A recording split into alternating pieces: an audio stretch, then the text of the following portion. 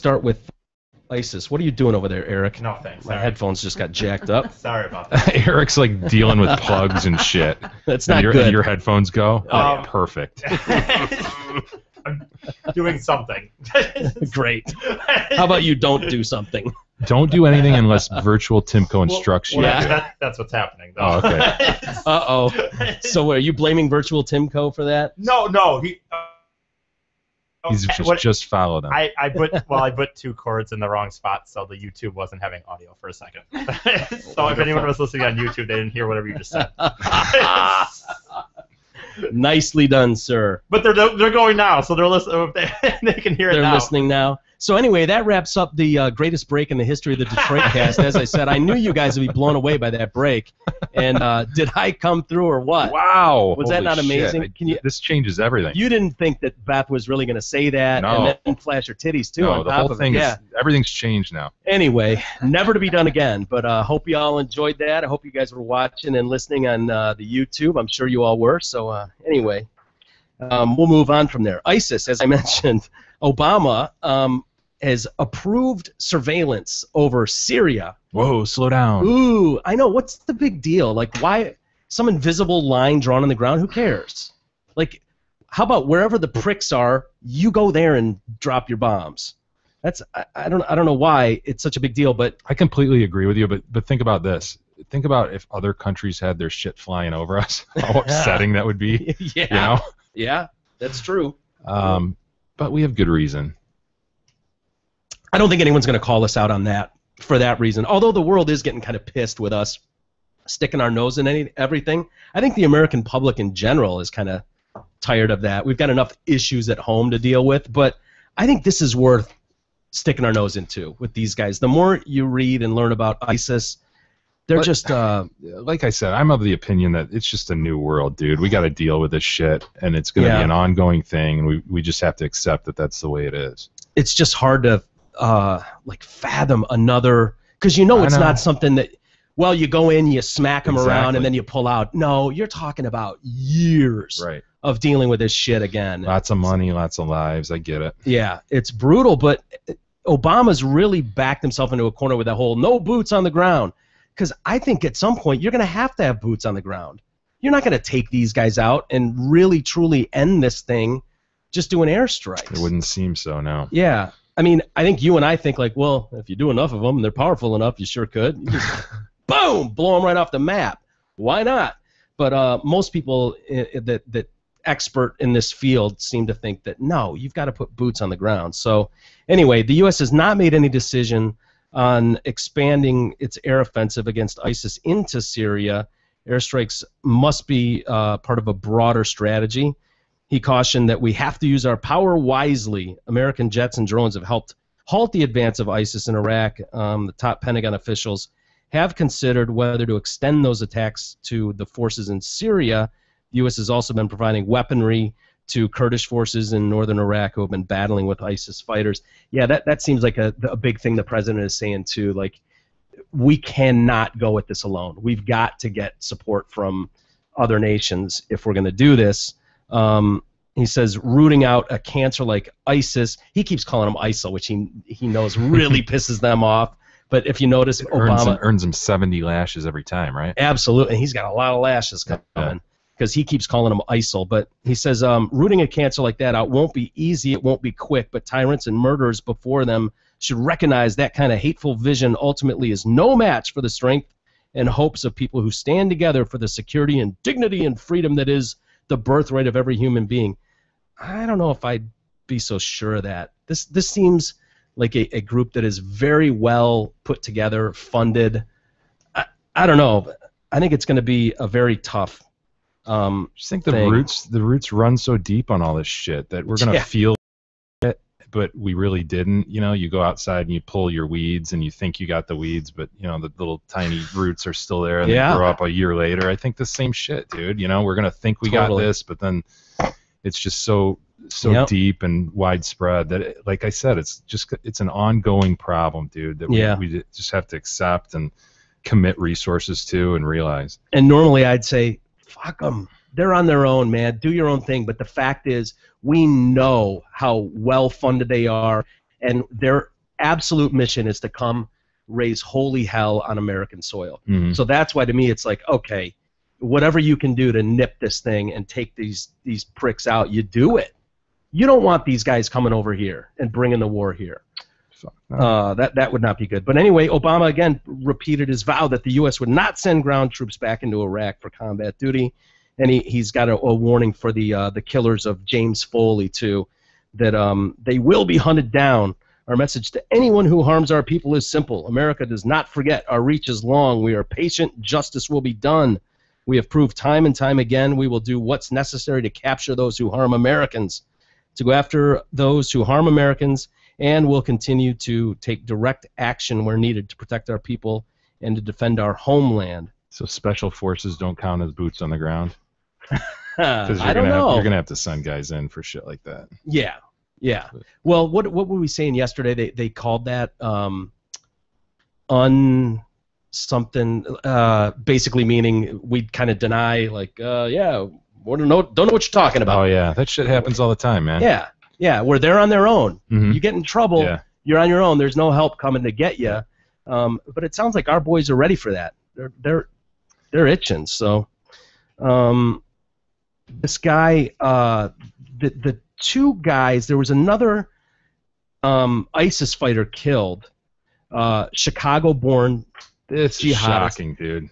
It is. Well, American-born terrorists, these assholes. Yeah. Who just get into these extreme, this extreme Islam, and they end up over in Syria fighting on the other side. And we've seen this in the past. oh yeah, For the Douglas McCain. yeah. What a badass. Douglas Douglas. McCain. Hey there, Douglas. Of course, he's a rapper. What's the deal with rappers going to ISIS? Is this all part of their street cred thing? Like the British guy was a rapper. Ali G. Ali G, exactly. He's 33 years old, was among several ISIS militants. He claimed militants the Free Syrian Army claimed on Twitter had been killed over the weekend in fighting. So he was killed. A spokesperson for the White House said the administration was aware McCain was in Syria and can confirm his death. This is the part that I don't understand at all, though. That they go on, the White House spokesperson says the McCain family had been notified of the death by the State Department Monday. Jen Psaki, a State Department spokesperson, declined to comment on the matter earlier today out of respect for the family. I really don't understand why and how. Oh, that's his sister. Never mind. What do you mean? So this guy turns his back on America, goes over to Syria, and is fighting with ISIS, gets killed, and the White House spokesperson doesn't want to comment on it out of respect for the family of a terrorist? Like, Fucking weird. that seems total. You realize if they caught one of ours, they'd hang him from a bridge and light it on fire. They cut his panoose off and stuff it down his throat. Ass first, ATM, Oh, yeah. Jay. Come on. His family, this is weird too. I really don't understand why and how. I have no words, says his sister. I never thought this will be the way we say goodbye. This is absolutely unreal to me. I love you, big brother. Yeah, apparently a cousin of his was in touch with him as recently as Friday, and he was telling them he was in Turkey. And then he's over in Syria getting killed. I mean, Wow. for ISIS. Well, he was born in Chicago, spent years in Minnesota, then moved to San Diego more than a decade ago. He shared a Minnesota home address with a classmate, Troy Castigar, a young man who was killed in 2009 in Somalia while fighting with an Al-Qaeda group there. That's fucking crazy. These guys went to the same high school, classmates, roommates, and now they're both fighting with these terrorist groups. Yeah, David Brom, the principal at Robbinsdale Cooper High School, commented, Proud guy. we never would have guessed. He said, acknowledging he didn't personally remember the students after 15 years, but it was a pretty normal high school. We had pretty normal kids. Sounds like it. I can only think it was influences beyond the high school, certainly beyond our community. He's like, hey, played no role. Yeah, distance ourselves from this. It's not like the guidance counselors told him this. Do you think our principal would do the same thing? Yeah, right. Yeah. Fuck, I didn't do that. Wait, Jay and Mike are doing a radio show or a talk show together? I had no role in that. It's funny too. This shithead McCain, the Chicago guy that was killed this last week. Right. He sent out a video, one of these recruitment propaganda videos saying, if you guys only knew how much fun we have over here, this is the real Disneyland. Come here and join us. Jeez. You can cut off heads too. That was, of course, before his death at 33 years old. A Twitter feed attributed to McCain says that he converted to Islam a decade ago, which he called the best thing that ever happened to him. Best thing ever. In June, the account retweeted another ISIS supporter who said, it takes a warrior to understand a warrior. Pray for ISIS. Wow. I still just struggle with the whole retweet thing. So does E. Retweet me, you son of a bitch. I do not struggle. That's the deal. Retweet me. I don't struggle with it at all. Hit him. I am fucking right now. The problem is right now I have so much tweets going out for The Simpsons. Right. I don't see other stuff. I forgot.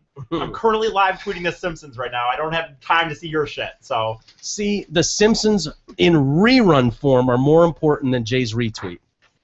Mind-boggling. It needs to be retweeted immediately. It's not coming.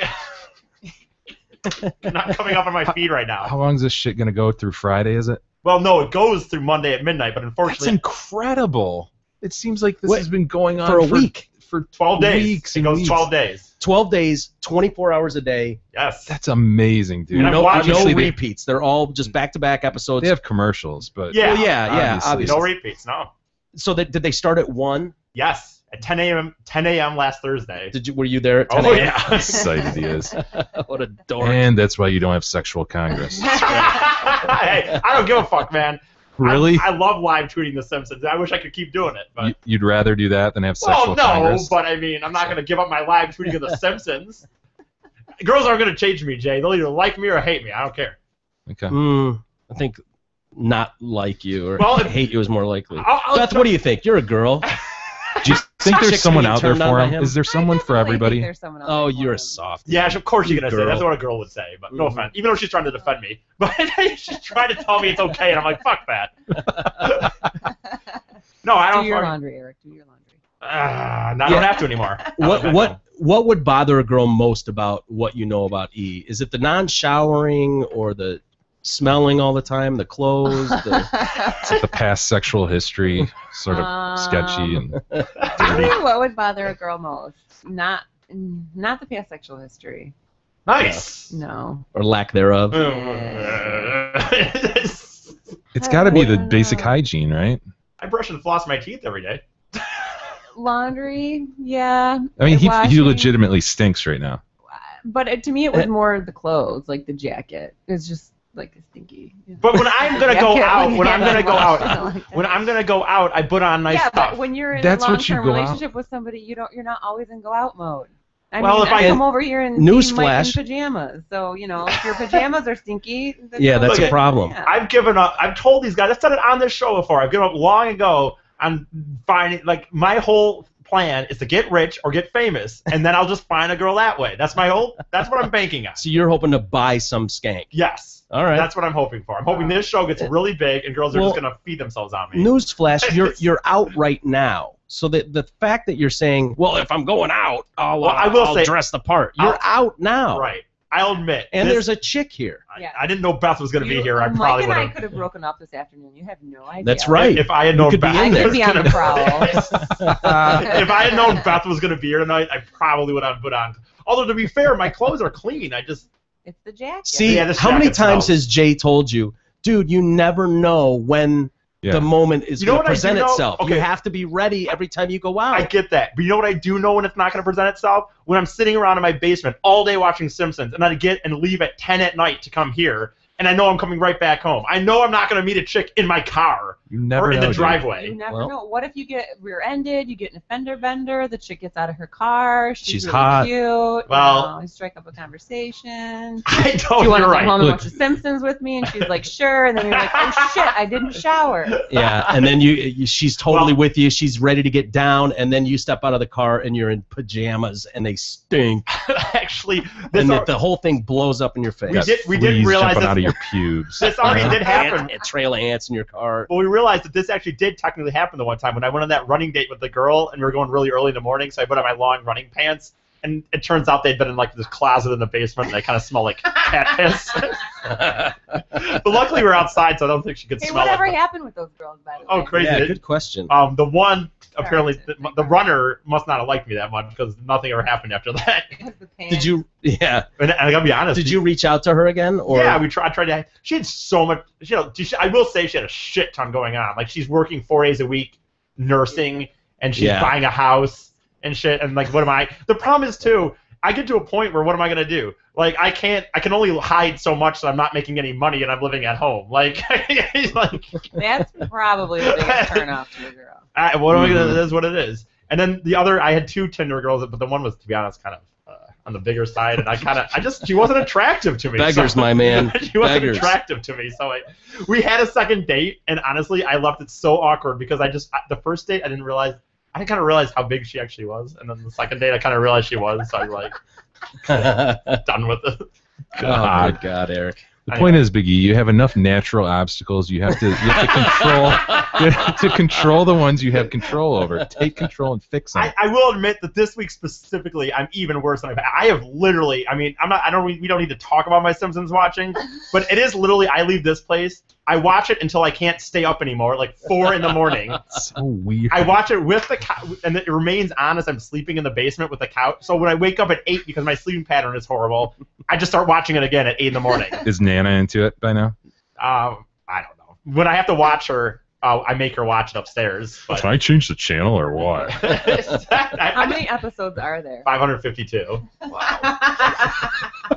Are you sure? Like I've been watching it. I've been watching it for I don't know how many hours a day. I know how many they are. The commercial comes on They only have like 10 commercials they've been showing on FXX.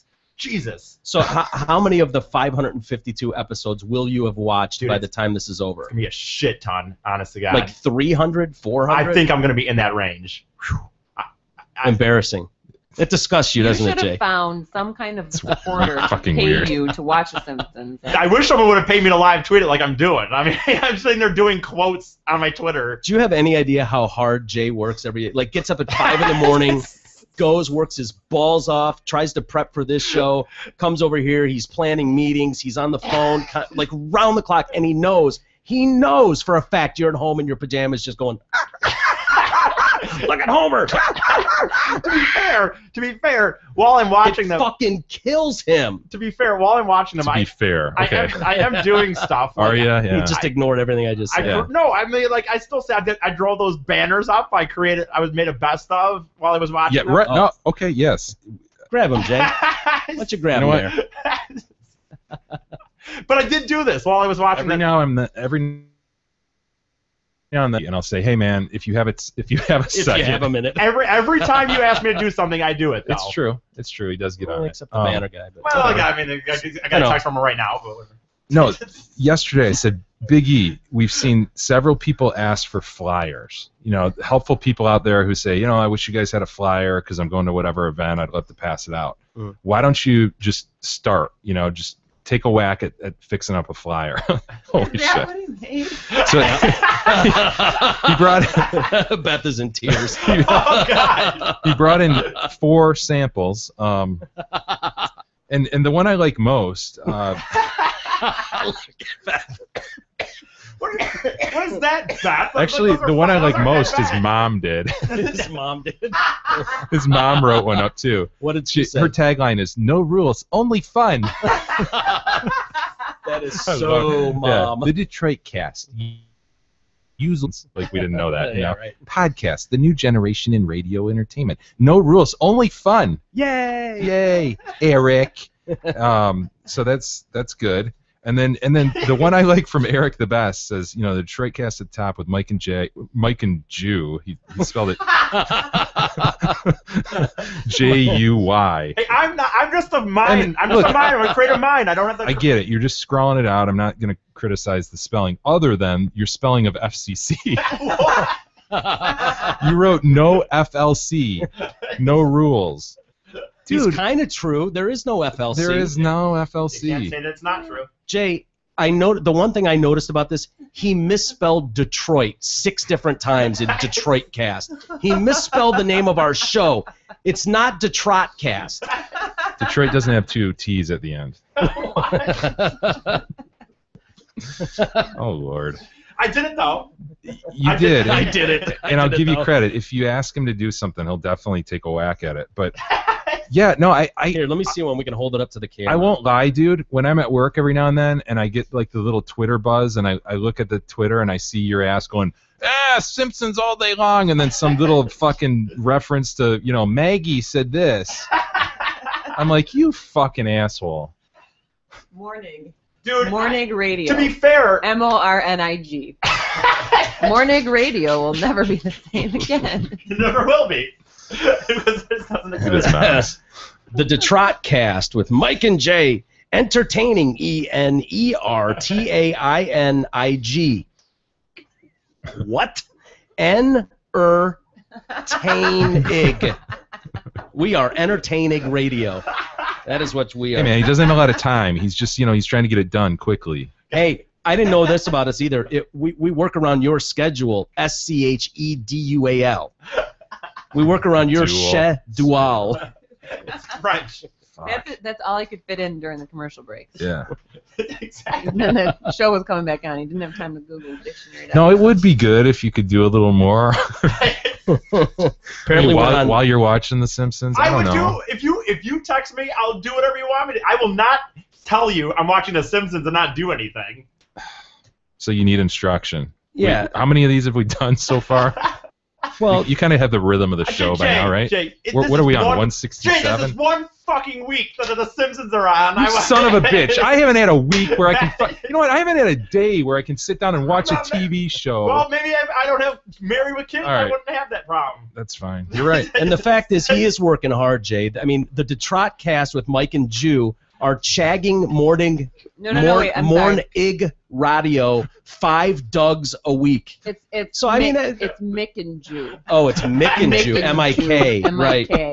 Apparently, we're chagging morning radio 5 Dougs a week. Apparently, entertaining morning radio. We're being replaced. Mm-hmm. Asshole. By Mick and Jew. Mick and Jew in the morning. Christ. Good work, E. Dude, I'll tell you right now, if I was fucking a millionaire, that's what I'd be doing right now. I wouldn't care. Factbook.com. We're on Factbook? Factbook.com. Jew and the Beagle. At the Detroit Cast. No. Ben Affleck. Why did they call you the Beagle? Didn't. I don't understand that. Why didn't you get the name Mike? I get it. His name was Mike too. Why did he get it? That's wrong, man. Back to ISIS. We'll wrap up with ISIS. I wanted to normally I'd move on, but I thought this was interesting. What is life like under ISIS in Syria? Care to know what it's like? Probably pretty sweet, right? Yeah, I'm sure. Friday is the day for public beheadings. What? Yep. And amputations for people who violate their strict Islamic rule. And whippings for, Beth, women, if clothing offends ISIS's sense of propriety. I don't know if you would... I don't think those pants would pass muster. Yeah, I'd expect some serious ass whooping for that. Yeah, they're pretty offensive pants. Children as young as 10 are being recruited and trained as fighters. The grim picture of life under the Islamic group was described by a United Nations report. The UN singled out ISIS for its alarming and at times ghoulish policies. In areas of Syria under ISIS control, Fridays are regularly marked by executions, amputations, and lashings in public squares. The punishments are carried out in a manner to maximize the psychological impact. Civilians, including children, are urged to watch. Bodies of those killed are placed on display for several days, terrorizing the local population. Gross. Can you imagine? This is not the same world we live in. Let's take their asses out. Be done with it. Yeah. There's nothing. There's no redeeming qualities. Again, and this isn't like a people like the North Koreans where we go, all right, they've been, under the rule of these assholes. We don't want to just go and kill all these, innocent people who are just acting for their ruler. These guys are fucking evil, man. Did you ever think you would look and go, Al Qaeda wasn't that bad? I swear to God, I find myself saying that. Like, God, I'd give anything for just Al Qaeda. Yeah. You'd have to deal with the occasional beheading, but for the most part, I don't know. I just didn't worry about them. I mean, I did, but not like this ISIS group. It's a different level.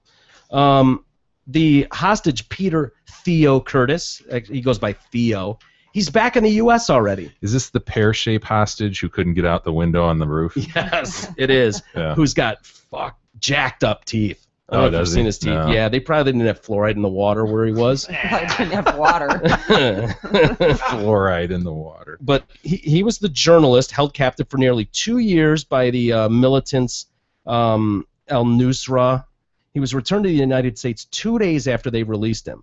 He flew from Tel Aviv and then arrived in New Jersey and then flew to Logan International in Boston, where he met his mother. I have been so touched and moved beyond words, blah, blah, blah. Welcome home. His mother says she's overwhelmed, all that shit. Curtis was handed over to the United Nations peacekeepers located between Syria and Israel Sunday evening. He received a medical checkup before he was given to U.S. officials. After he was freed, Nancy Curtis said she got the chance to briefly speak with him on the phone. That's the mom. So he's held for years in the Middle East and by radical Muslims. And he remembers how to speak English still. That's pretty impressive, right? Mm-hmm. Then he's freed from his captors. He's given a checkup and handed to U.S. officials. Within 48 hours, he's back in the States. Where is all this debriefing that needs to go on? Remember this story, how this played out with Bergdahl? Yeah, much different. Jay, he was over Starkly. there for days, weeks, where it was like, oh, yeah, he can't even get on a plane yet. He's not even sure he can speak the language anymore. Speak to his parents. What? This guy's talking to his mom within minutes. He's on the phone with his mom, at least. His mother picked him up at the airport. He's done. He's back home. He's partying with family and friends in 48 hours. I'm guessing his mom didn't plot to have him kidnapped. Or his dad. That's the distinction in the story. But wasn't there like a special plane that picked up Bergdahl and flew him solo back? This guy just hopped a flight. There were people on the plane like, hey, welcome home. No High-fiving way. him, Sitting stewardesses. coach. Yeah, he was. Did he use the need defender? Probably. I don't know if he did that, but literally people on the plane are like, I know who you are. He was like a celebrity on this plane. Bergdahl, he had phase 1 he had to go through, and then phase 2, what were they called? He had the special debriefing, the reintegration process. Step 3 dealt with recovery phase, and phase 3 was the home base with family reuniting and debriefings, etc. Yeah, I can't wait for more to come out of that story. Yeah. I'm sure Eric has it in the Astronom file, and he can do some. And I know certain people are listening to this right now going, hey, asshole, the difference is he was military, and this guy was just a civilian. He was a journalist. No, if you look at the reintegration process, they talk about captured soldiers or civilians. It's supposed to be the same kind of thing for either. At least that's what they were saying as far as the Bergdahl story went. So that doesn't hold true. That should have been the same thing, which is what we would have thought. Well, I think in fairness, there's probably due process rights in regard to Bergdahl that they were trying to respect. That, look, there's lots of indications that he was a deserter. So did they know that right away though, within 24 hours? I think so. I think the story on him was after he left within his crew. It was like that fucker walked off, and so I think the administration probably knew that as they were trying to negotiate and get him back. Maybe, but as far as the public goes, that first 24 hours or 48 hours, remember that first week? We definitely didn't know right away. No, remember the signs up in his town? They couldn't wait. They were going to have a parade. Yeah. Little did they know, 6 months later, he still hasn't said hello to his family. Yeah. Oh, yeah. Again, the Astronom file you mentioned, I can't wait to find out what's really going on behind the scenes of that story. How his dad was involved, allegedly. Allegedly, he was. The price of freedom inside a terrorist hostage negotiation. Maybe we can get some insight into how Bergdahl was released through a story like this. And they've talked to some people who kind of break down, and of course it's a process, man, as you would think. Every hostage situation, of course, is different, but many start the same way, with sudden silence. They mentioned when James Foley was kidnapped in Syria back in 2012, neither his family nor his employer, Global Post, heard a word for weeks from him or his captors. At the urging of the government, Foley's family decided to keep quiet until January of 2013, when they stepped in front of news cameras to plead publicly for their son's release. The government embarked on an international effort to find him, But still, there was no news until November of 2013, a year after he was kidnapped, when one email changed everything. Global Post CEO Phil Balboni said he talked about this gut-wrenching process that followed. So you've got Nicholas Hennin, who was a French journalist who was held captive alongside Foley in this prison in Syria. He said they were kept in pretty much improvised cells most of the time, underground, and their treatment depended largely on the specific guards, which we've heard. So if the Beatles are watching you, you're in for an ass whooping. And some of the guys were relatively kind to us. Others were sometimes violent. We received from time to time some kicks or punches, but also several months in a row where we weren't touched at all. The government refuses to pay ransom here in the U.S. It doesn't mean that hope is lost. Professional hostage negotiators like this former FBI agent Jack Clunan try to coordinate between the captors, diplomats, working back channels, and corporate heads who are willing to pay if their employees are captured. This guy says he's been involved in 154 such ordeals. God, what a crazy deal that would be. He said they're controversial. While they're clearly intended to help free the captives, they can also end up funding the terrorist regimes. If the two sides do end up agreeing on a price, the negotiators still have to proceed with extreme caution. Terror groups generally don't take credit cards. Yeah, I wouldn't think they would. He said it's very, very difficult. It's a very complicated set of circumstances. You're talking about moving money internationally. You're talking about dealing with laws and regulations. You have to be very careful about what you're doing. At some point, you have to change money for a victim. The transfer of money and the exchange of the hostage is sometimes done separately and often through an intermediary. It requires those making the payments to have faith in the people they're dealing with, and being able to trust them. Which, yeah, good luck. These middlemen, not to mention the hostage takers, the middle guys may also want to be paid for their services or could steal some money along the way. Nice. You can see how complicated this can be. Someone makes the wrong move, they control the situation, and you could lose a victim. If somebody gets hot-headed and decides to shoot somebody, you have a victim hung in the balance. You're taking a huge chance. You have to go about this very quietly. You have to do it very diligently.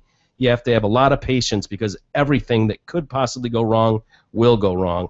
Not all negotiations work out. Many civilians currently remain held captive abroad.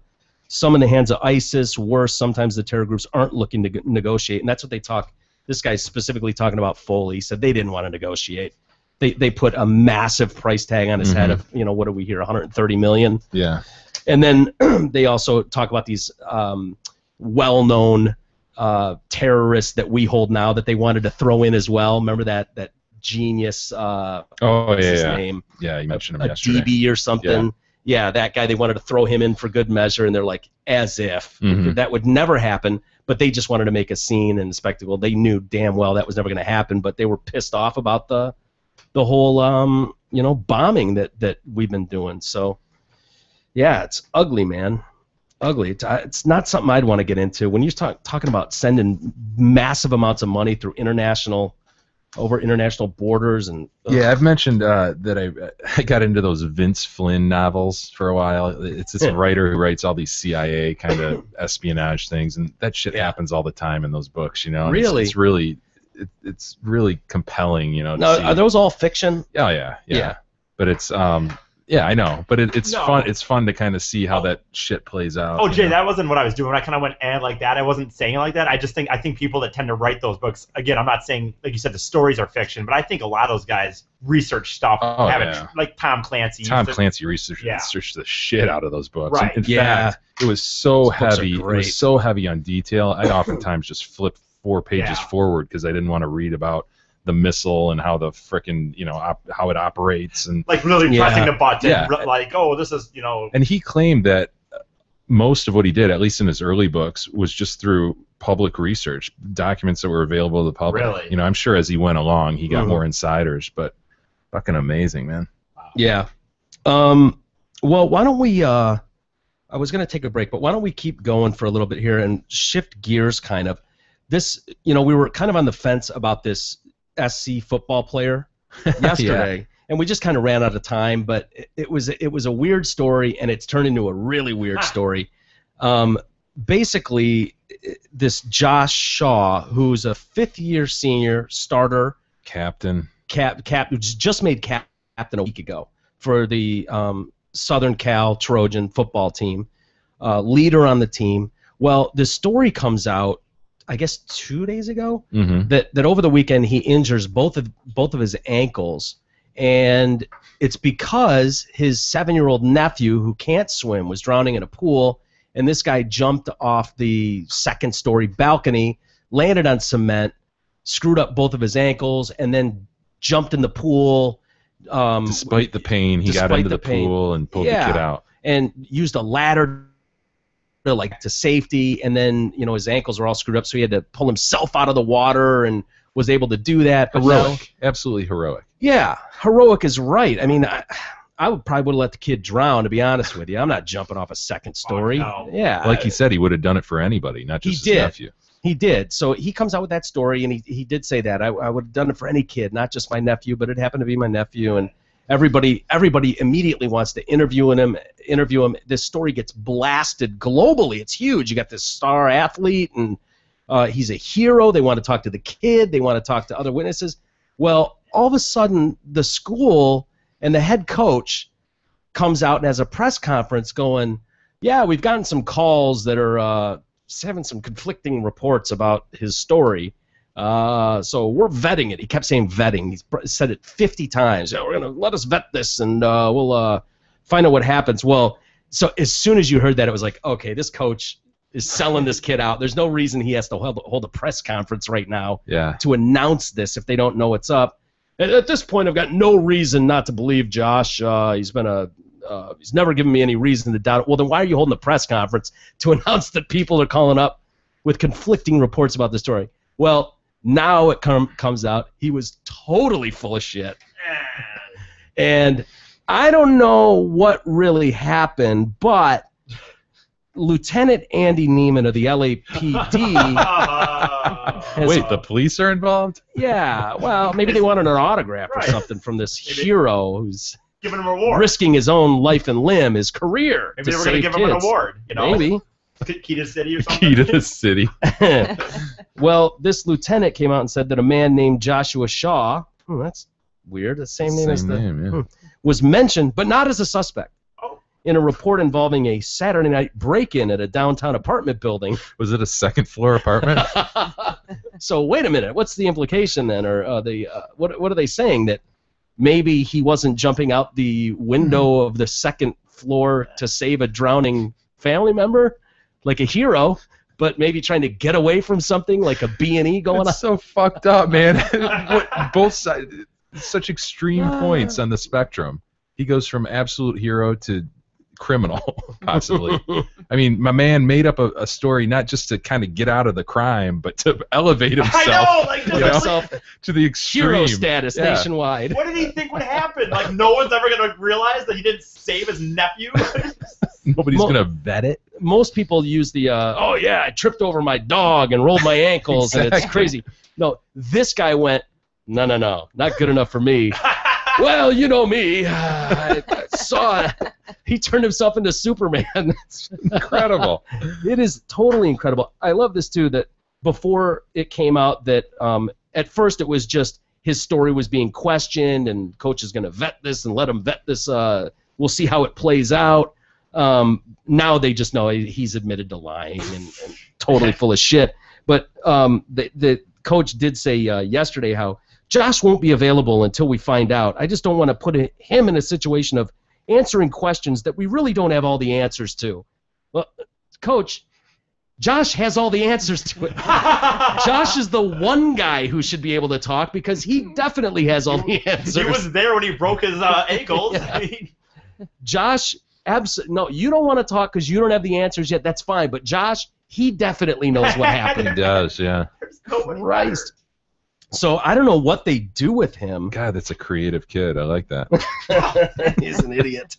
A moron. This probably goes totally under the radar if he doesn't put him up as a hero. Like you say you tripped over your dog. Yeah. Oh, shit. No one's going to call and challenge that story, but the fact is when it goes national and it's everywhere that you're this hero, that's what tipped all these people off going, wait a minute. And it was a huge story. You and I both printed that one out. You know? And I showed up, you had it, I had it, and okay, this kid, it's a great story. Can you imagine the concept? When did he decide that this was going to be what it was, instead of like you guys said, instead of just kind of like, oh, crazy, it fell down the stairs maybe, or I don't know. It's like, no, I know what I'm motherfucking going to do. Now dig. Here's what we're going to say. What a moron. We're, let's see, Shaw, a fifth-year senior, he's been suspended indefinitely from team activities after his complete fabrication. We are extremely disappointed in Josh, Steve Sarkisian, the head coach there, said in a written statement. He let us all down.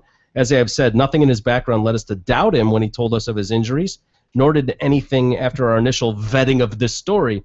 I appreciate that Josh has now admitted that he lied and has apologized, although this type of behavior is out of character for Josh. It is unacceptable. Honesty and integrity must be at the center of our program. I believe Josh will learn from this. I hope he will not be defined by this incident, and that the Trojan family will accept his apology and support him. Well, you can do that, Coach. Let him back on the team then. Right. Show all the support in the world. So focused on the lie, let alone the possible burglary. Yeah, I wonder. And obviously he's not going to comment on that because that's an ongoing investigation and this and that. We know how that goes. Yeah. Dude, even if he said it was a kid, but it wasn't like his nephew. Like maybe he could have said like, oh, I didn't want to say the kid's name for his sake or something. But like you're gonna literally say a family member. People are gonna look at your nephews and start going, which one was it? Or his sister probably texted him like, what? You know? Yeah. When was this? Jimmy was swimming where? My kid doesn't even swim. He never been in the water before. What's he doing in the pool? I'm gonna whip his ass when I get home. Damn right he doesn't swim. I'd save his ass. Jump off a second-story balcony. Yeah, she did come out, the sister. My child is safe, and it's because of Josh. What? Oh, my God. I really do praise God, and I hope that he has a speedy recovery. Fucking kidding me? That's before he came out and said, all right, I'm full of shit. So he got her to even come out and say, oh, my God. But then all the media outlets wanted to talk to the 7-year-old, of course, the sister, Josh, the coach. They wanted anybody associated with that story. It got deep really quick. Well, yeah. I would not be surprised if they would have given him a key to the city. Yeah. Seriously, he's a captain on this big football program. He's already a celebrity, and now he's risking his career to save a child like that. Yeah, what a moron.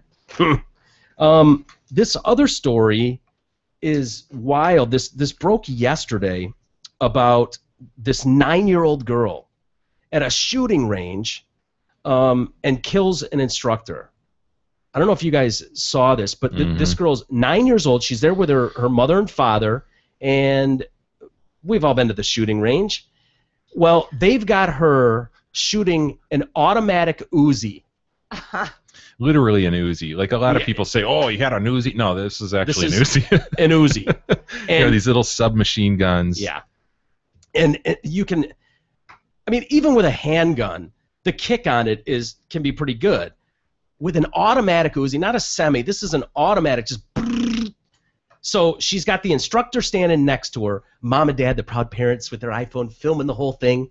And this 9-year-old takes this Uzi and tries to just at the target. The kick is so strong, she goes right back with it and blows the guy's head off. I don't know that the kick, but the natural just momentum of it. They said, it's like momentum of it, because I've shot guns like that, and it's not really like a huge kick, like a shotgun or a handgun.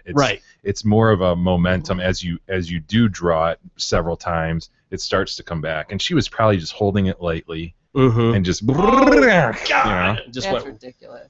Took him, It's like that's why you don't get your license until you're 16, because your body is not capable of handling a weapon that big. Yeah, I don't understand that. My boys have actually shot at about that age. Look at Beth slamming Jay's kids in parenting. Dangerous. It is, but I mean, they handled what they could handle. I mean, I didn't give them a 12-gauge shotgun and say, hey, knock yourselves out. I mean, do they make like kid-sized guns? 22s are basically, just, empowered BB guns. There's no kick to them. They can sit down, they can put a target down, and they can pull the trigger on that all day long. And but like this Uzi gun is a little bit. Yeah, I wouldn't give my kid an automatic, anything to. Yeah, an Uzi extreme. Is way more. I just can't. Like, what are parents thinking To set a 9-year-old girl, I mean, she's a little girl too. If you see the video, they won't show it obviously because she ends up. They're probably thinking, look, we saw this ad that this place teaches kids, and I think they're tourists. You know, they're in Nevada or whatever, and they're vacationing family. And this ad is like, oh yeah, bring them in. You know, we teach all kinds of kids. We let them shoot all kinds of stuff, and they're probably passing through. Yeah, let's shoot some guns, and they've got an instructor right there. It probably seems pretty controlled. It's not the. I know they say that there's an instructor there, but that's not the type of instrument that an instructor can jump in and save the day. Like when it goes bad, it's over. Yeah, the thing about, I think when you start with the little kids, you want them sitting at a bench with something that's on the bench, holding the gun level. You've got some sandbags that are holding it level, and it's just them basically moving their body up to what's already set and just reaching their arm around and pulling the trigger. Yeah. You know? Just to not be scared of it. Yeah, you know, you deal with small stuff like 22s. You don't. I agree. You don't hand them a frickin' automatic or a handgun that's going to jump. Yeah. So this Charles Vaca, who's 39 years old, who's standing next to her, learned that the hard way. Yeah. That it's just in that moment. Like, what do you expect him to do? It's not. You know, usually a parent, if you're trying to teach a kid to swim, you see him struggling, it's like, oh, you go grab the kid and pull him out of the water. Like, when the struggle happens with the gun, he's headbutting a bullet. Like, there's no other, like... Can't even imagine that scene. Can't even imagine that. Oh, so the guy falls down, she's holding this weapon. Oh, my God, what a fucking mess. Yeah, I mean, her life is ruined. The 9-year-old... Yeah. I mean, can you get a 9-year-old over something like that? I would think they'd be screwed for life. Oh, there'll be some mental issues there. Think about what she just saw. Mm-hmm. She just put a bullet. Yeah. And it's not her fault. I hope they bring her up on murder charges. That son of a bitch. He's predicting alcoholism. He's over there. Some sort of drug use or alcoholism. That's what I would probably become. She's gonna become a whore. Oh, that too, probably. Awesome. I knew that was coming. I thought hopefully was going to be the word, but awesome. Okay. Speaking of awesome parents, I don't know if that would be a lack of parenting skills to let your 9-year-old grab an automatic Uzi and. Dude, again, you know what? If you're drawn to this place and they're saying we've got instructors who are going to handle this, and this dude's willing to do it, he walks her out there. I don't know. Like, I don't know that that's beyond the pale. I don't have a problem with a kid shooting a gun. I really don't. There are plenty of kids who go hunting with their dad, and it's passed down generation to generation. I just think I think it'd be fucked up if you go there and they're like, yeah, we'll rent you an Uzi. Here, give it to the 9-year-old and let her go. But you send an instructor out there, an instructor. I don't think that's like a parenting fail, honest to God. I think I wouldn't do it, but... Well, I think it's a semi-parenting fail. I mean, you would think that you would blow start guys' head slow, you know, like It's sort of a fail. It did go awry. Yeah. I'll give you that. That's gonna leave them. You start them off with something they can handle, and then build them up. Maybe they did. Maybe they gave her something else. It went awry. Just a bit. Oh, sir, are you okay? You need a hand? Where's the rest of his... Honey, get the rest of his head. Call 911. They're just filming those just proud parents. Let her hold that Uzi. God. Film. When did the film stop, I wonder? When did she's probably stop the stop button? Pose with the top of his head. Get a selfie. Oh, God. Well, even worse is this mother of a newborn baby. Such a happy time. And then she threw it in the trash. Oh, there's been a lot of these lately. I've been noticing a lot of these, man. It's an epidemic. You think there's an epidemic of people just... obviously, this shit's been going on for, since the dawn of man. People... throwing their babies away in the trash. The dawn of man? Well, I mean, the idea of, like an unwanted you hear about this shit all the time, right? I mean... Someone in a cave. What I don't understand is how do... Like, there is a process. It's not like you wake up one day pregnant and having a baby. Seriously, the denial that goes into this. Yeah, how do you not show for, like, in 9 months you're having a kid? Is this another one of these non-showers? You always read about these too. They didn't show it all. There was a show based on that. I didn't even know I was pregnant. I thought I was taking a shit and a baby fell out. Seriously, you read these stories. Yeah. Do you believe him though? No, I don't. Like, I what don't kind either. of fat fuck are you that you can, that you got all this extra shit rolling around that you don't even realize a 9-month-old baby is growing in Jay, you? some of those fat. There's a show on it. Like I don't know if it's Discovery Channel or TLC, but there is a show. And it's like these people are just so fat sometimes they just don't know. On this issue, on Yes. not knowing I'm pregnant. Yeah, yeah. There's a I show didn't based know. on. I didn't know I was pregnant. Right. Wow. Whole this- show. Kind of ridiculous. This woman lives in Utah. She's accused of dumping her day-old baby in a neighbor's trash can. Not even her own trash Christ. can, the neighbor's trash cans. Oh, you don't want to get caught. Because she told police she was afraid to tell her parents about the pregnancy and hoped the newborn's death would solve her problems. She's 23. This isn't I was like gonna it's say, a how- right. 14-year-old who got Man. knocked up and then freaked out. 23, and you're still trying to hide a pregnancy from... What are you, Eric? Yeah, really. Seriously. I would do that, but yeah, but I mean, We gotta kill it. Can't let my well, parents... no, I wouldn't do that. I wouldn't do that. I wouldn't do that. I didn't mean that. Well, what would you do? Yeah, what do you you just mean? said I would do that. What would you do? What part of that would you do? I would just move away and not tell my parents I had it or something, Move away. or like get another It's called apartment. And take just, it What, to the was that part of hospital what we and then- described? I want to know what part of that you would do. I would do the part where I didn't tell my parents until the last second that it happened. Okay. That's what I would do. You'd still throw it in the garbage. No, I would not throw it in the garbage. All right, you'd encourage... Where them to would you throw it? To the nurse, to the orphanage. That's right. Orphanage. Yeah.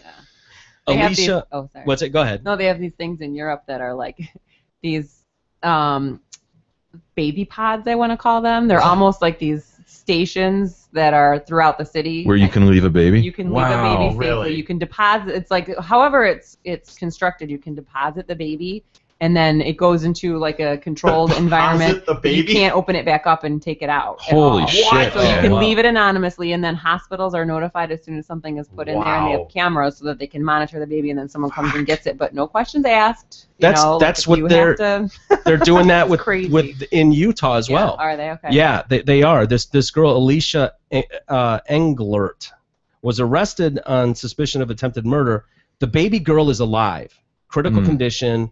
They've got her on a they vented her, and she's fighting for her life. I guess they airlifted her out of there. The mother told officers she had left the baby about an hour before the child was found.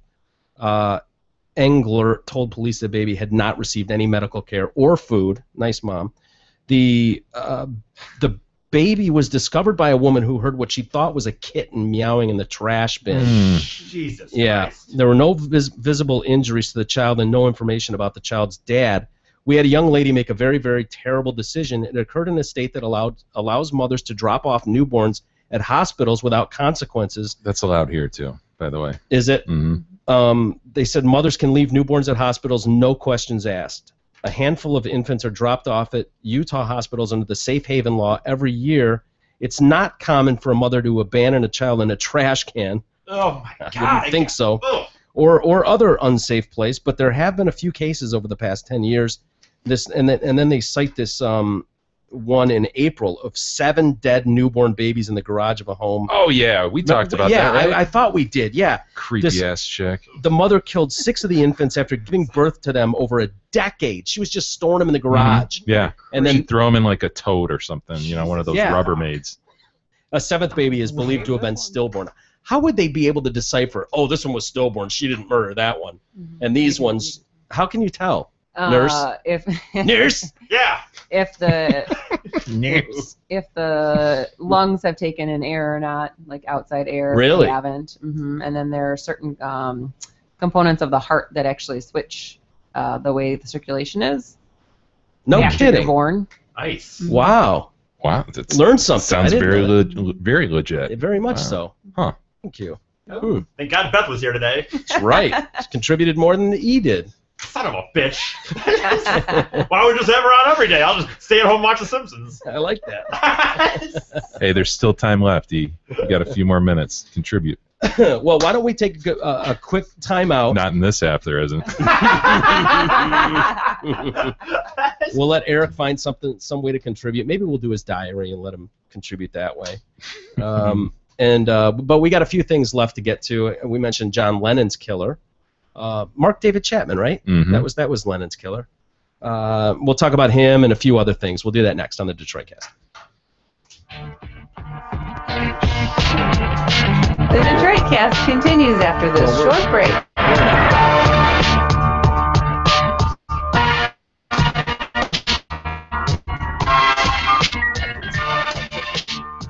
Why don't we do E's Bachelor story?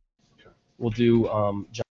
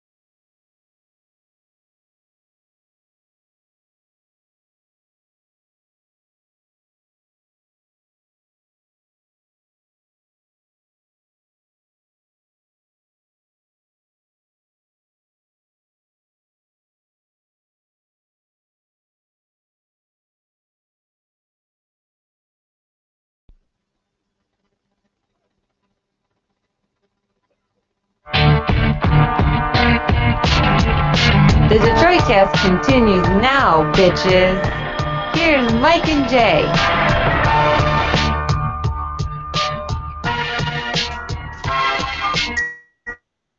All right, welcome back to the Detroit Cast on a Thursday edition of the show with Mike and Jay here. Got Beth as well. E is Timco on the outside, and then we thought we'd do maybe a little Ask Eric to wrap things up. Haven't done that in a long time. Yeah, and it's fun to have a female perspective in any of those segments. So while we got Beth here, we'll maybe throw a couple at her and see, as you point out, how starkly different their responses will be. But let's start. We mentioned John Lennon. His killer has apologized after 34 years. He killed John at the Dakota there. Probation hearing, no. Or what do they roll? Yeah. His killer says he gets letters about the pain he caused in his pursuit of notoriety, and he still gets letters from people. I would think that'll happen forever. I'm of pain that I have. I'm sorry for being such an idiot and choosing the wrong way for glory. It was his 8th appearance before, and again denying his release. Deprecate the serious nature of the crime as to undermine respect for the laws. What does that even mean? If they let him loose, it would minimize what he did. Now, how much of that is the fact that it's John Lennon that he killed? Probably a lot, because he's probably a fine prisoner. You know what I mean? He is. Yeah. Yeah. Years ago, he's a little weenie fuck, who just wanted notoriety. So I'm sure he's not a bad guy on the inside. Yeah. And well, we had talked to back years ago. Meltdown had a buddy of his from back when he was in Buffalo, was a prison guard, and it happened to be at this guy's prison, Mark David Chapman, and he was telling us like what his day-to-day life is like, and I think he watched Seinfeld every day and or Thursdays and stuff. Yeah, it was wild. But he said exactly that he was a model prisoner, that he didn't cause anybody any problems at all. Yeah, and he's been in 34 years. Did you say? Yeah. And he was convicted of second-degree murder. Now, second-degree murder, that's like what. Ted Wafer. Right. It's not premeditated. In Michigan, it can be any number of years. Less than life. And his was 20 to life. I would think if you're a model prisoner and it's just a random... Yeah, he'd be out. He'd be out long ago. The fact is, if Mark David Chapman gets out of jail, he'll be murdered almost immediately. That may be, yeah. I would think he would absolutely be murdered on the streets. I can't say for sure, but I would think for sure. Beatles fans are rabid. They would murder him for sure.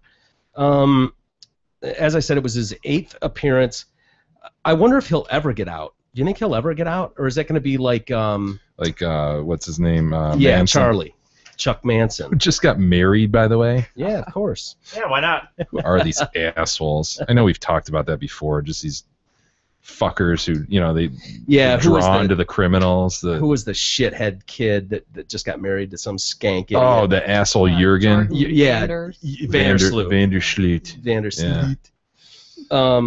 This guy, Mark David Chapman, by the way, says last week he told the parole board members that he would understand if they denied him release based solely on the number of people he hurt.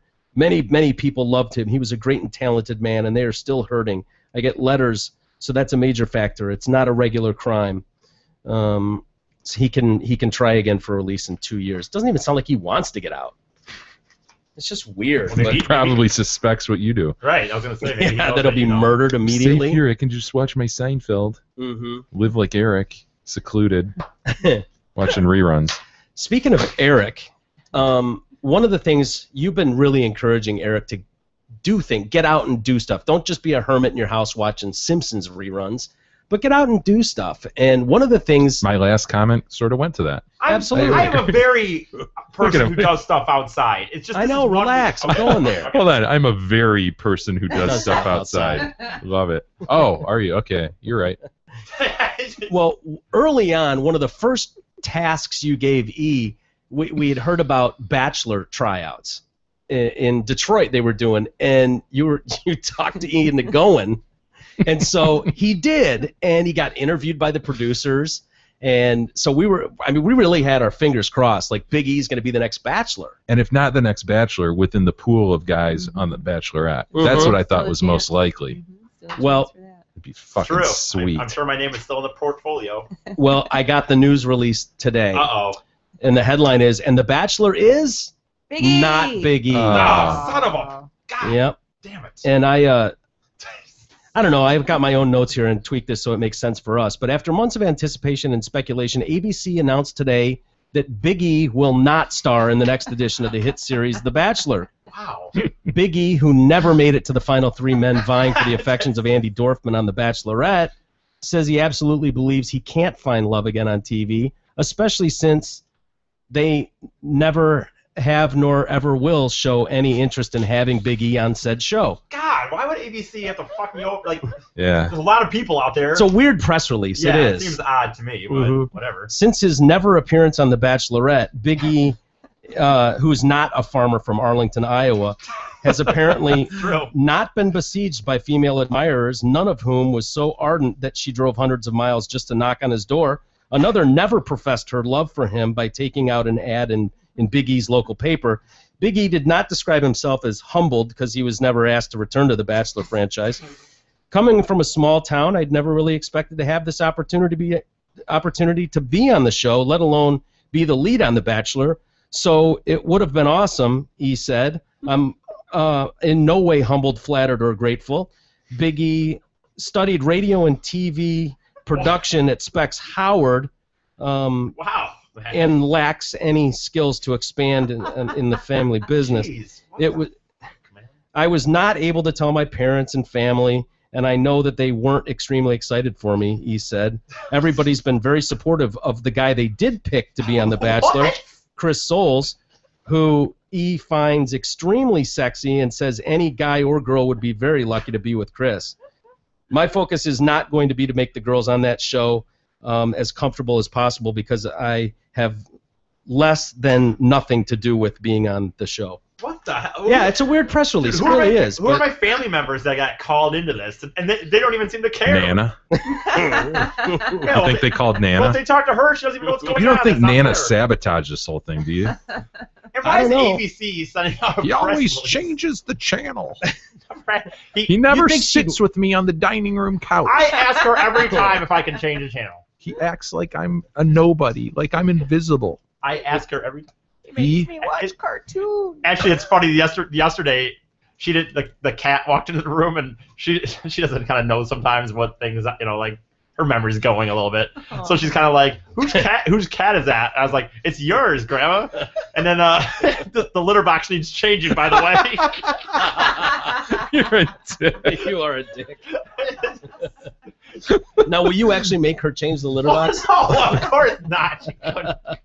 She wouldn't be able to even bend down and do it, honestly. But She wouldn't be able to bend down to do it. Really? no, a little frail. But Poor Nana.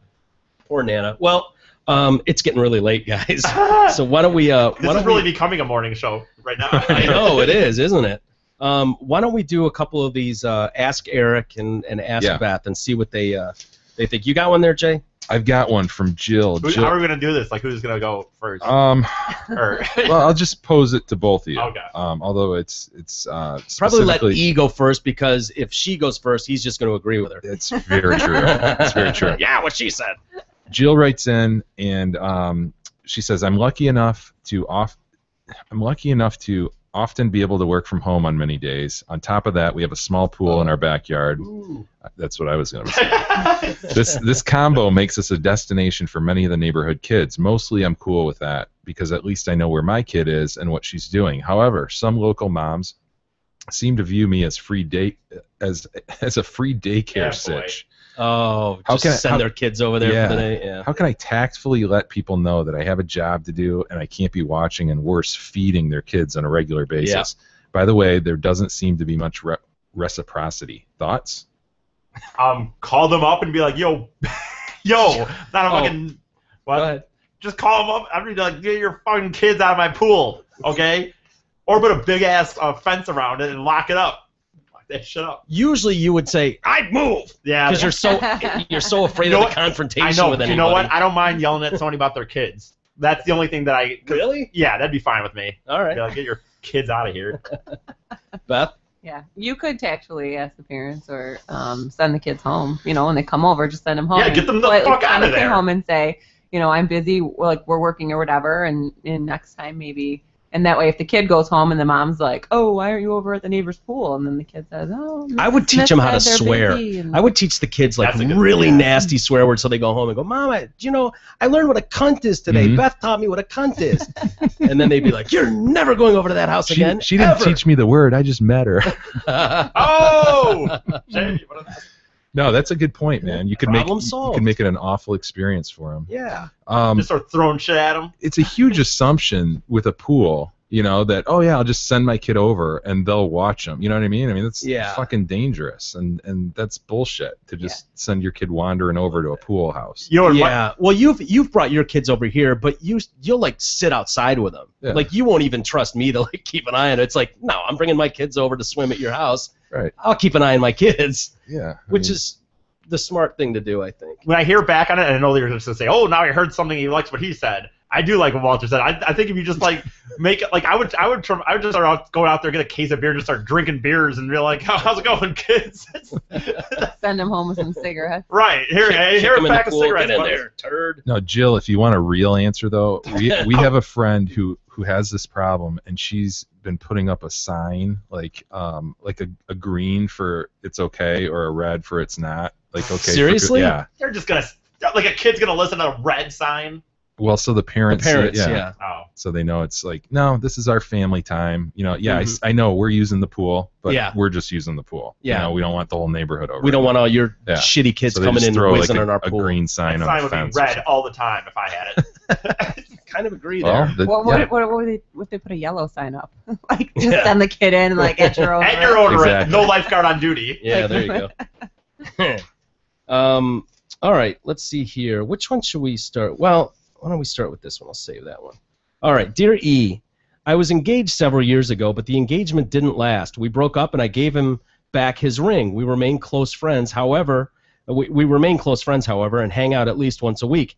I've been dating another guy for a couple of years, and we're thinking about getting engaged. I'm wondering if it would be improper to ask my ex if we could buy my old ring from him. It was and still is my dream ring, and I know my ex has kept it in the glove box of his car ever since I gave it back to him. I don't want to commit a faux pas, but it seems silly to buy another identical ring. What do you think? Yeah, it's fucking... Of course it's stupid. You kidding me? Yeah, it's definitely ridiculous that you would ask to buy this guy's ring back. For me. Yeah? Yeah, fuck no. For one, if I were this guy and we weren't together, why am I still talking to her? But... Does it matter what she looks like? Nope, not in this case, because she's marrying another dude. She's got another penis in there. No.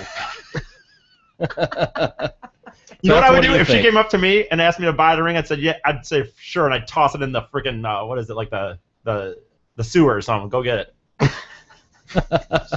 Beth, what do you think? Is that I'd say if the new future possible fiance is on board with it, then I don't see what the problem is. Yeah, I would think a guy would have a problem with that. Like the new guy or the old guy? The I wouldn't be new guy. worried about the old guy's feelings. I mean, you would or wouldn't? I wouldn't. I would. Yeah. If you're Especially if you're still projecting your friends. future with but if you're projecting your future with somebody else, it's like you're going to be committed to them. So that's the new union where you make decisions together. So if the new guy is on board with it, yeah, I don't mind. If that's your dream ring and we can save some money and that's what you want anyway. Like, yeah, so we'll ask him. Then I would think it'd be a constant reminder of when you were banging that other guy and you guys got this ring together and now. You know what I mean? That's what I'm saying. Like, that's why I'm saying, like, if the new guy is on board with it, then... I'm not. I'm telling you right now, I'm not on board with it. Yeah. It sucks. Why would he be on board with that? You know what? I do think this. When I think back to it now, I would also wonder who broke up, who ended the thing. Like, if the guy ended it with her, he might just be like, you know what I mean? Well, I want to back up a step. I have to be honest. I almost dozed off at the beginning there. but hold on. Are we sure the guy still has the ring? Why would the guy still have the ring? Why would he have sold it? She claims he just threw it in his glove box and it's been there ever since. Thousands of dollars. This dude hocked that thing years ago. You would think. Yeah, why would this is a moot issue. Well, let's no just ring. say, for the discussion's sake, that the ring still exists. Okay. It's in said glove box, right? Said heretofore. Heretofore, yes. I have a girlfriend who was engaged and bought a dress or a wedding, everything, and then they ended up calling it off. Yeah, boy. Yeah. Well, then she got engaged and married again. She actually did get married to somebody else and used the dress that she bought for the first wedding. It was her dream dress. She'd already spent money on it. That's a little different, though, to me. The dress you're going to wear once, and then it's going to go in a closet and she bought it for herself, right? The other guy bought it for her, right? Yeah. Mm-hmm. I don't know who bought that. Yeah, if he bought the ring. I'm guessing he bought it. Yeah. Those are the facts we're making up. He bought it. Yeah. We're making this stuff as we go. Yeah. Anyway, I don't know. I would have a problem with that. Like, no, we'll get you another ring. We don't need. What money? You don't That's another good. Yeah. Don't you worry about it. I'll get the money. one. We're not buying asshole's ring. Forget it. Every time I see it on your finger, I'm going to think about him plowing you, and I don't want to think about That's that. a good point. Forget it. If you're the other guy, maybe you do sell it, so then that guy has to fucking see that ring every time and realize, oh, this was for somebody else at first. I'm sure the other guy would be happy to sell it if he hadn't already. I'm assuming he has. That's my guess, is that I don't think it's sitting in the glove department. Hell no. All right, and then we got one here, and whichever of you wants to take this can jump in, and then the other can follow suit. Dear Dr. Roach, not Dr. Roche, but Dr. Roach, I am a 78-year-old woman who would be embarrassed to go to a doctor with my complaint. I have been having brown vag discharge for a couple of months. Oh, God. I did have a complete hysterectomy about 14 years ago, including some of the cervix because of precancer cells. I followed up for 5 years to make sure that all was well. There's no pain and no odor with this discharge. I'll be the judge of that. I wouldn't be so sure, m'lady. How does she know Especially about the odor part. Yeah, who cares about the pain, but the odor, gross. I tend to think it's just more old age occurrence, like thinning of the skin, wrinkles, and other things that pop up in old age. The internet seems to suggest that it is a natural thing for older women, probably caused by the drying up of the cervix. What do you think? Disgusting. Check it out. Old people are gross. Has Nana ever had any brown I badges? don't fucking know, and I don't want to know. I don't know. She just seemed like similar age and stuff. So. Yeah, very similar. Actually, she's even. You older. should ask her next time you talk to her. Ask her if she's had any brown vaginal Can discharge you change your brief? that was odorless or had an odor. Either way, I'd be interested to I know. think you've indicated she smells a little off. I have not indicated that.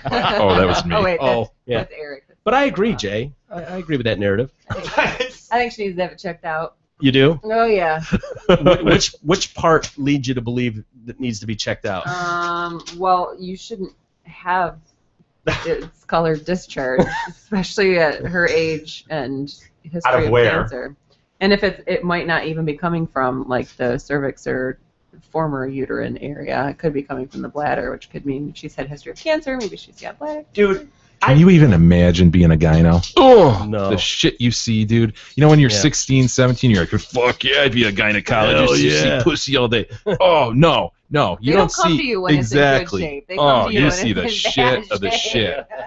Even the 10 that walks in the door is having a problem. Just curds billowing out, billowing forth. Dude, I know we say this to a lot of these ones that we do, but look what her problem is. Why is she writing into Dear fucking Abby? Just go to the guy. Like, should I go to the doctor, or is this normal? I'll just go to the doctor and let a fucking medical person tell you. Err on the side of going to a doctor on that one. Yeah. Like, if I start to have discharge from my penis, I'm not gonna be like, hey, Dear Abby. Brown discharge. Brown But what if it's not painful or smelly? Yeah, that's true. If it's not painful or smelly, then You might just assume it's normal. Yeah, I think she's wrong about that. I would bet almost anything that there's an odor to that vag yeah, no discharge. way. That's Maybe freaking she's just not odorless. There's something amiss. Yeah. It's kind of the guy smelling his own farts. Oh, it doesn't stink. What are you kidding me? It smells awesome. Yeah, Grandma, you're big. It's rank. Yeah, Jay, I Your used to work discharge with a girl is who rank. worked at a gyno office for a while, and she Just- will testify that there is some nasty Dude, if smells coming Yeah. from those Oh, petri dishes. God, I can't imagine. if you were, like you said, Jay, if you were a guy, like you'd say, you're like at first, yeah, fuck yeah, pussy. Dude, I don't know how guys that do it ever want to have sex again. Almost like, you know what I mean? Like, I would think going home to your girlfriend, all you would think about all day is the disgusting vaginas you were looking at. Yeah, I think that'd probably be a danger, dude. I mean, you just see the nasty and nasty. Ugh. And those vag specs? I thought those were just to sit on the couch and click. Yeah, they are. Apparently. They do more. Yeah. I don't even know what the vag specs do. Do they go in and then pry apart? Is that what they do? Yes, they open like a duckbill. And can you bring a set home? I want to play with them. Oh! What was that? What was that, Beth? I didn't hear anything. She's not even gonna humor us with an answer. She's not even gonna No. respond. Is that a yes? Jay, Maybe did you Nana bring will let something in for Maybe show and Nana tell will today? let you try, Mike. I brought in. Oh God! I brought in for show and tell. I did not bring show and tell. I brought something, a challenge for my boys. My boys, they like Mike a lot, and so when they knew I was coming over, they're like, "Oh, wait. Give him these jelly beans." They got these jelly beans that some of them are legit flavors, and then others are just nasty ass flavors. So Yeah. you'll have a white one that's either coconut, which is great, Yeah. or baby wipe. What? And then you'll have kind of a yellowish whitish one that's either caramel corn, delicious, Nice. Delicious. or moldy cheese. You don't know. They look exactly alike. So these are the Harry Potter I guess jelly yeah. beans. What? Yeah, they are. And the reason I know that is because when the Harry Potter movies first came out, they would send us screeners. They would send us the movie, and a lot of times they would send us promotional items about it in hopes that you would talk about it. And one of the things they sent us was a whole giant thing of these Harry Potter jelly beans, and some of them were watermelon, some of them were grass, Yeah. or puke, or booger, Yeah. and they were fucking disgusting. They were disgusting. And so Mark and I took the box top out, which said what they were, and we were doing interviews in our production room. This is in our old studio, and we just set him down in front of Drew, and we just watched as he ate an entire fucking box of puke, booger, grass, and never flinched, never said a word. They were utterly disgusting. They were the grossest thing I've ever eaten in my life. And he's just grabbing them by like and the he's 3 just or eating them 4. by a handful, doing interviews. Blah, blah, blah, blah, yeah. So, what do you think? Mrs. Harris, what do you think? We're doing a Harris poll today, eating fucking puke and booger. It was the gross. Mark and I are just absolutely beside ourselves, laughing our balls off. It's like, you got to be kidding me. So, Eric, you want to try out? Yeah, this is either Are you caramel serious? corn. Why? I thought it was from Mike, he said. No, but I'm being a friend and I'm passing them on to you. It's delicious Mike. treats. Okay, what am I supposed to do? Eat one of them. What do you mean? So I'm taking Stick those in your butt, and then we'll give you the next I'm supposed to instructions. try one and hope that I get the good one? Yeah. So which one is that? Spits it out. You couldn't look at the other one and then go, Right, oh, right. I've got the white one in my hand, so the one in my sorry, mouth must I got the colorful one. Okay. So this is either moldy cheese or caramel corn. Oh, God, I don't think this is caramel corn, dude. All right, clear the palate because the white one is either coconut or baby white. You finish every bit of that. Do not Swallow spit it, that out. You swallow it. Swallow it. You swallow it, Swallow you it. man. Be a man and Swallow swallow it. Children eat this. He's going to puke. Don't you puke on that Look at board, him, look Eric. at him. Look at him. Oh, Oh, he almost did. So gross, dude. So gross. Come on, man. The Okay, gag so what do I reflex gotta do? All right, so was there coconut or and baby everything. white? This is less risky in my view. Baby wipe is Baby less wipe. Big time. I'd rather have a baby wipe than a moldy cheese. My guess is your kids are not going to give him the coconut. Oh, this is the good one. I got lucky. Coconut? It is? Yeah. No, they Now- did it blindly. They just knocked him out of the box. And, Really? So there was a chance that he could have gotten 2 good yeah, ones. yeah. What was the first one? I don't know the first one, but this, you know what? This was caramel corn. The second one was caramel corn. What? I swear to God. Okay. And so that, what were the so The that good makes, first one was baby white then. Oh, that was disgusting. was it gross? Gross. So I can really you- almost. I really. Dude, I swear to God, Drew was eating it by the handful. Well, you know, as for me being there, I don't doubt it. You've told stories before about that hamburgers or some fucking hamburger sitting there since Yeah. 11 in the 10 in the morning. He The day before. Yeah, 2 days yeah, before. yeah. Ah, no one finished this burger. It was nice though because when I did food orders, if I messed up, it really never mattered with No, Drew. It was with just Drew, like, no. he just fucking went in front of him, just whatever. Anything is edible. So it's so weird. So weird. Oh God. Well, thanks, Jay. That was fun. Yeah, he really Yeah, did it was almost fun. puke. I swear to God, I was close on that first one. Yeah. Yeah, it looked like it. Ugh. All right. Well, let's call it a day. We got one in. I can't believe it. It was incredible. Yeah, you look exhausted. Yeah. All right. Well, let's wrap it there for a Thursday edition of the Detroit Cast. But we'll be back tomorrow for an all new Friday edition of the Detroit Cast.